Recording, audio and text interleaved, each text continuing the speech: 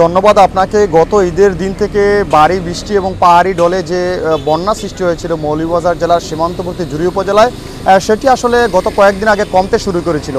কিন্তু গত দুয়েক দিনের যে ভারী বর্ষণ এবং পাহাড়ি ঢলে আবারও জুড়ি উপজেলায় বন্যা দেখা দিয়েছে। এবারের এই বন্যায় জুড়ি উপজেলার মোট 65 থেকে 70টি গ্রাম নতুন করে আবার প্লাবিত হয়েছে। এছাড়া এই উপজেলার প্রায় 1.5 লক্ষ মানুষ পানিবন্দী হয়ে আছে। এছাড়া আপনারা জানেন যে শিক্ষা মন্ত্রণালয়ের সিদ্ধান্ত অনুযায়ী সকল মাধ্যমিক এবং প্রাথমিক পর্যায়ের সকল শিক্ষা প্রতিষ্ঠান খুলেছে, কিন্তু বন্যার কারণে ইতিমধ্যে এই বিদ্যালয়গুলোতে পাঠদান নিয়ে শঙ্কা দেখা দিয়েছে।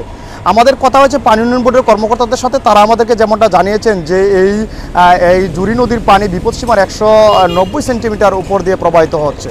এছাড়া এই বন্যাকে কেন্দ্র করে এই জুড়ি উপজেলা ইতিমধ্যে যে সরকারি এবং বেসরকারি যে বরাদ্দগুলো এসেছে সেগুলো আসলে এই উপজেলার বন্যার্ত মানুষের জন্য একেবারে কম। যারা বন্যার্ত মানুষ তারা এই উপজেলায় বন্যার্ত যারা মানুষ রয়েছেন তাদের জন্য আরও সরকারি সহায়তা চেয়েছেন। এই ছিল আমার কাছে মৌলভীবাজার জুড়ি থেকে সর্বশেষ। ধন্যবাদ আপনাকে।